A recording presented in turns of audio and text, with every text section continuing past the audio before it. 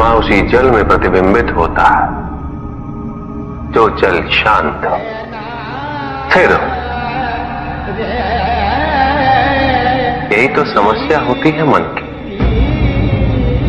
मन कभी भी शांत नहीं हो पाता है। जहां शांति नहीं वहां कुछ भी नहीं रुकता। समुद्र की लहरों की भांति विचारों का उपद्रव मन को निरंतर स्थिर रखता। कुछ भी सुनने और समझने के लिए मन का मौन रहना आवश्यक है, किंतु मन मौन रहना नहीं जानता। वो तो निरंतर कुछ ना कुछ कहता रहता। प्रतिपद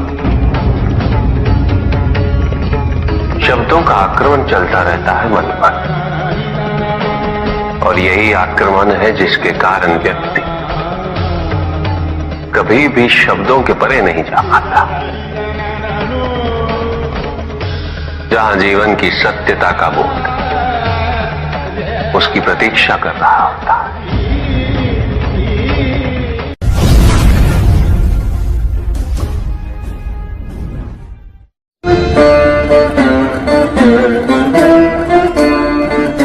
मैं वो हूं जो नहीं है,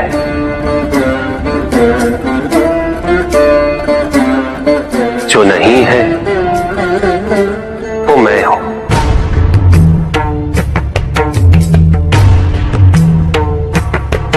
चिरकाल तक सभी को यह स्मरण रहे,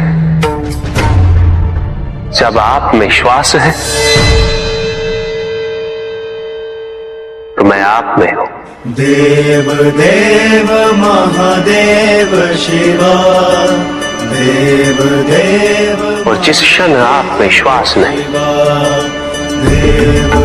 तब आप मुझ पे हैं। देव शिवा, देव देव महादेव।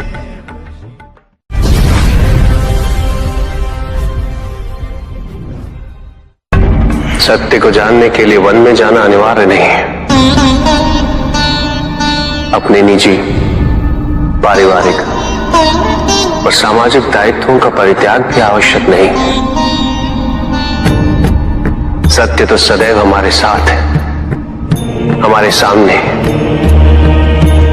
किंतु हम स्वयं धीरे धीरे उस पे अपने क्रोध, अपने अहम, भय, विचार और महत्वाकांक्षाओं जैसे कई आवरण चढ़ा देते हैं।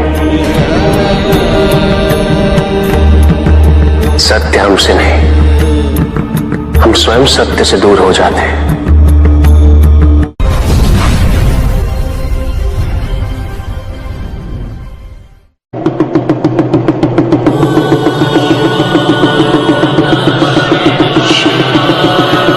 जहां न अमृत, न विष, न सुख, न दुख, न स्वर्ग, न नरक, वही परम आनंद है। उसी परम आनंद तक की यात्रा है तुम्हारी। ये यात्रा आनंद के सानिध्य की है, ये यात्रा सानिध्य के आनंद की है। और इस यात्रा में मैं प्रतिपल तुम्हारे साथ हूं। मुझे ढूंढो मत, केवल पहचानो, तुम ही मैं हूं, मैं ही तुम। हर आरंभ का मैं ही अंत हूं, और हर अंत सदैव मेरा ही आरंभ होगा। देव देव महादेव शिवा, देव देव महादेव शिवा। तुम्हारे साथ छल तुम्हारी अपनी इच्छाओं ने किया है, तुम्हारे हट ने किया है। तुम्हारी अपनी सोच ने किया है। ये रहस्य नहीं कि प्रत्येक आत्मा मुक्ति की इच्छुक होती है। जो मरता है वो वो है पंचभूतों से निर्मित शरीर।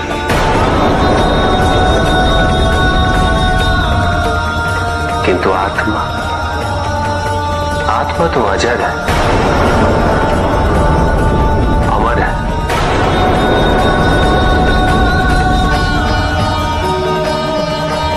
जिसकी यात्रा मोक्ष पर संपूर्ण होगी।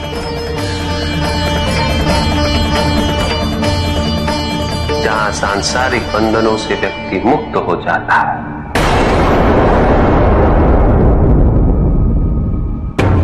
सारी इच्छाएं लुप्त हो जाती। किंतु तुमने तो कभी सत्य की खोज ही नहीं की।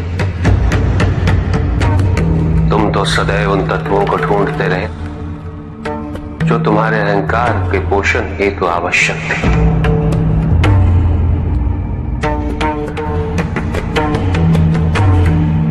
किंतु सत्य तो यही है कि ना कोई तुम्हारा है और ना तुम किसी के। जो है वो परमात्मा का है और जो नहीं वो भी परमात्मा का ही है। इस शरीर में तुम इस सत्य से अनभिज्ञ हो, किंतु इस शरीर के पूर्व तुम्हें इस सत्य का बोध था और इस शरीर के पश्चात भी रहेगा। प्रश्न ये है कि क्या तुम इस सत्य को अभी स्वीकार करना चाहते हो? यदि करते हो तो परिवर्तन का मार्ग स्वतः प्रदर्शित हो जाएगा। आजीवन तुम प्रत्यक्ष को ही सत्य मानते रहे, परोक्ष सदैव महत्वहीन रहा। तुम्हारे पास यही अवसर है उस भूल को सुधारने का। भक्ति हेतु यदि कुछ अनिवार्य है तो केवल भक्ति ही।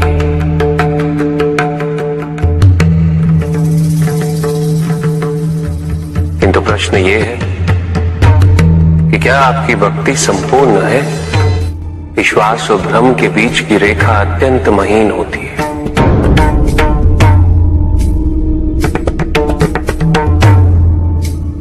असंख्य व्यक्ति ये नहीं समझ पाते कि उनका विश्वास है या भ्रम।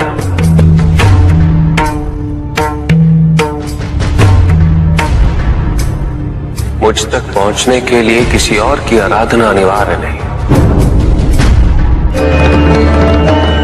मेरे सच्चे भक्त तो मुझे किसी भी रूप में पूज सकते, किसी भी रूप में प्राप्त कर सकते। ओम नमः शिवाय। पुरुष और प्रकृति एक है, वो कभी पृथक नहीं हो सकते। शक्ति शिव के बिना अधूरी है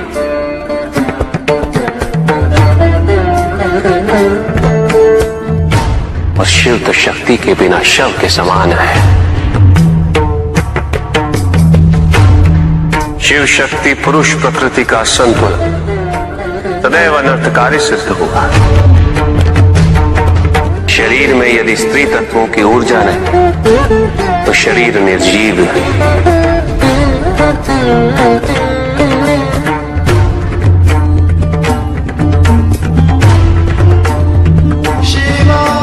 शक्ति और शिव के संपूर्ण रहस्यों को समझ लेना भक्ति, ज्ञान और तपस्या की पराकाष्ठा है।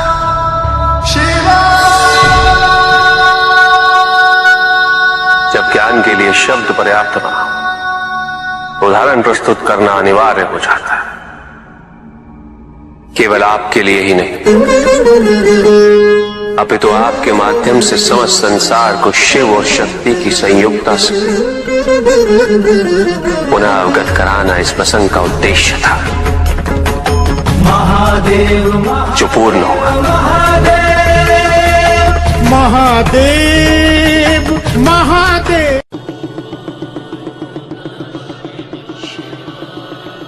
जहां न अमृत न विष, न सुख न दुख,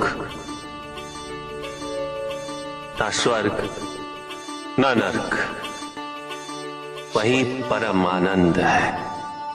उसी परम आनंद तक की यात्रा है तुम्हारी। ये यात्रा आनंद के सानिध्य की है। ये यात्रा सानिध्य के आनंद की है। और इस यात्रा में मैं प्रतिपल तुम्हारे साथ हूं। मुझे ढूंढो मत, केवल पहचानो, तुम ही मैं हूं, मैं ही तुम। हर आरंभ का मैं ही अंत हूं, और हर अंत सदैव मेरा ही आरंभ होगा। देव देव महादेव शिव। पंडित महोदय को अपने अंतिम उत्तर का तात्पर्य बताओ।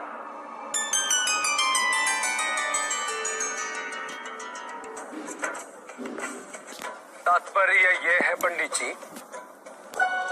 इस जगत में 1 गुण, 2 गुण, 3 गुण, 5 गुण, ये सारे आरोपण मानव का मस्तिष्क करता है। अन्यथा जगत तो ब्रह्म माया है, और ये सारे गुण भी माया मात्र है। सब कुछ निर्गुण है मेरे महादेव की भांति।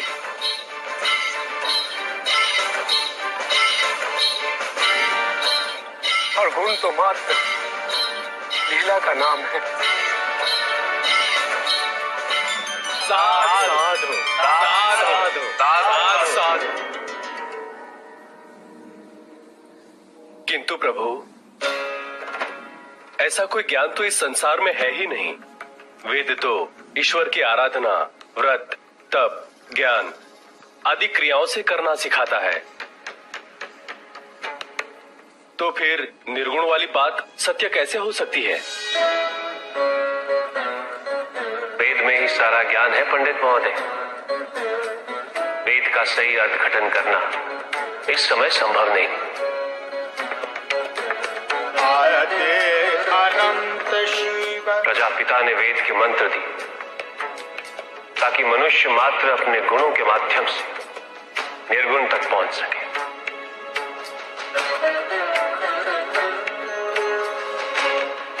किंतु आप सब गुणों की मीमांसा में ही रुक गए। प्रश्न भी आपका और उत्तर भी आप ही का। व्रत, तप, दान, यज्ञ इत्यादि से ही संसार का निर्वाह होता है। किंतु उसी वेद में ईश्वर प्राप्ति के लिए निर्गुण बनने का मार्ग छिपा हुआ है। उस ज्ञान को आप देख नहीं पाते पंडित महोदय। इसीलिए अपने आप को देवताओं से अधिक ज्ञानी समझते।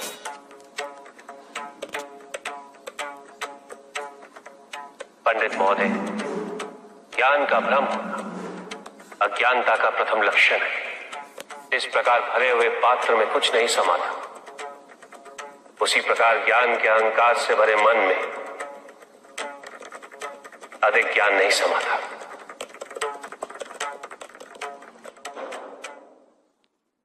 पूछ सकता हूं? अवश्य ऋषि कश्यप। जहां प्रश्न नहीं वहां जिज्ञासा नहीं, और जहां जिज्ञासा नहीं होती वहां ज्ञान की वृद्धि नहीं हो सकती। निसंकोच होकर पूछिए। प्रभु, आप तो कालोपरी हैं, सर्वज्ञ हैं, त्रिकालदर्शी हैं। चारों ओर ये जो अज्ञान का अंधकार फैल रहा है, उसमें ज्ञान का मूल अर्थ कहीं ना कहीं खोता जा रहा। मेरा आपसे विनम्र निवेदन है प्रभु, किसी अन्य विषय पर चर्चा आरंभ करने से पूर्व हमारे और इस समस्त संसार के कल्याण और मार्गदर्शन हेतु आप ज्ञान की मूल परिभाषा से एक बार हमें पुनः अवगत करवाएं। ज्ञान और अज्ञान की परिभाषा को स्पष्ट रूप से समझने के लिए ज्ञान और अज्ञान की विशेषताओं का स्मरण करना आवश्यक है, जिसके कारण स्वार्थ, विनाश, क्रूरता, अशांति और भय में वृद्धि हो, वह अज्ञान है। किंतु जो व्यक्ति को उदार, निर्भीक, सहनशील और विनम्र बनाए, वही ज्ञान है। अज्ञान की शक्तियां दुरुपयोग करने हेतु प्रेरित करती हैं, किंतु जो अपनी शक्तियों और अपने सामर्थ्य के प्रति अपने उत्तरदायित्व को समझाए, जो न केवल अपने अपितु अपने से पहले संसार के उद्धार हेतु प्रोत्साहित करे, वो ज्ञान है। ज्ञान का मूल उद्देश्य ही परोपकार है, सृजन है। दूसरों की भावनाओं को समझना, उनका आदर करना, यही ज्ञान है। क्योंकि ज्ञान हमें न केवल अपने अपितु दूसरों के दुख और सुख के प्रति भी संवेदनशील बनाता है। किंतु जो दूसरों की भावनाओं का अनादर करे, उसे ज्ञान की श्रेणी में कैसे रखा जा सकता है? अज्ञान के कारण व्यक्ति सांसारिकता में बंधता जाता है, वो माया में उलझता जाता है। अज्ञान परम सत्य से दूर ले जाने का माध्यम है, किंतु ज्ञान व्यक्ति को परम सत्य की ओर ले जाता है। ज्ञान मुक्तिदायक है, मोक्ष का मार्ग है, और इस मुक्तिदायक ज्ञान का सर्वोच्च रूप है आत्मज्ञान, और यही ज्ञान की पूर्णता भी है। ज्ञान और अज्ञान का ये अंतर संसार में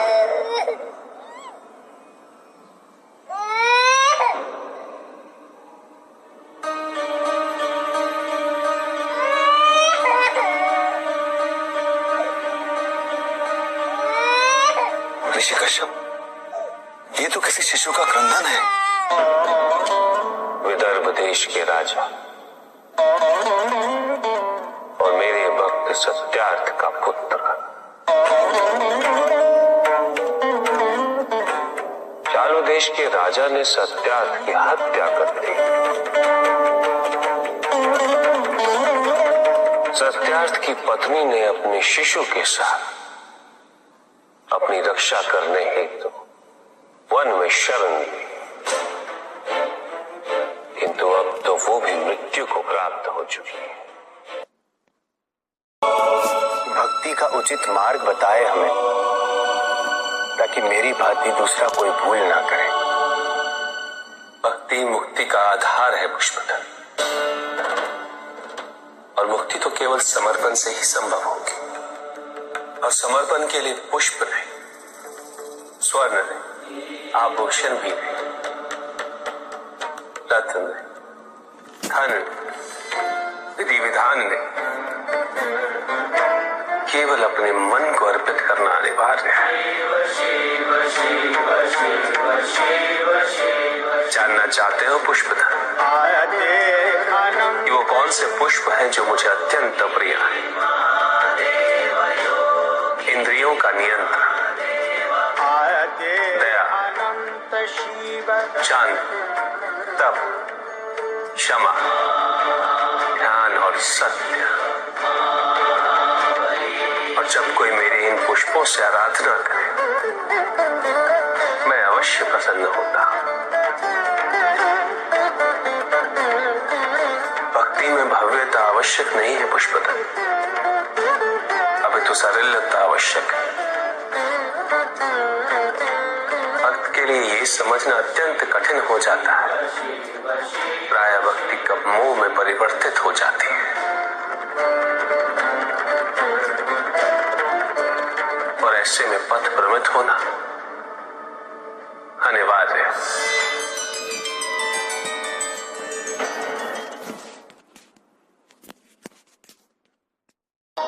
किंतु पिताजी, कुछ व्यक्ति अहिंसा का व्रत कर रहे हैं,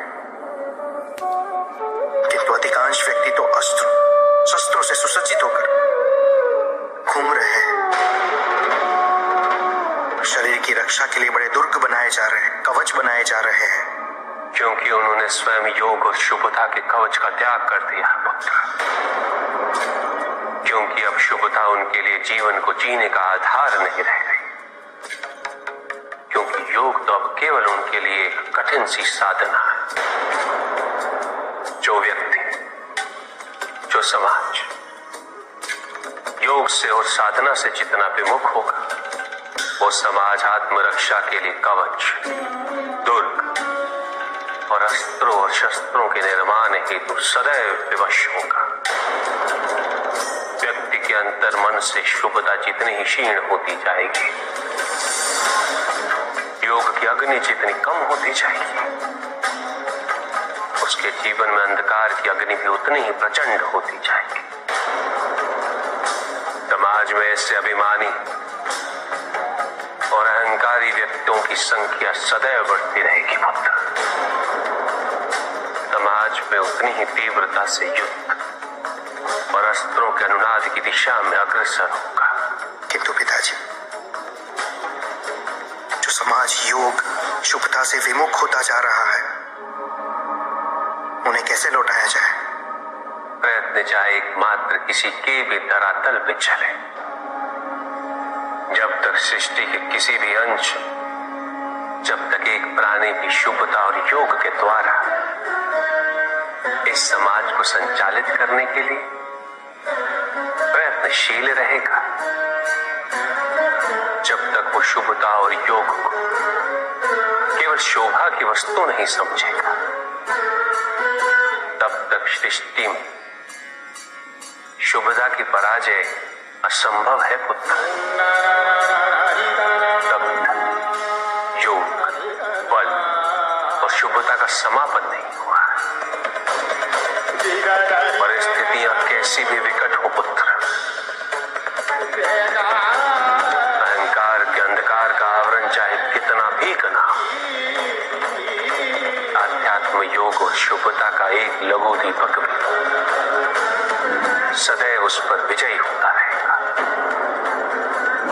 मेरा ये कथन सदैव स्मरण रखना पुत्र।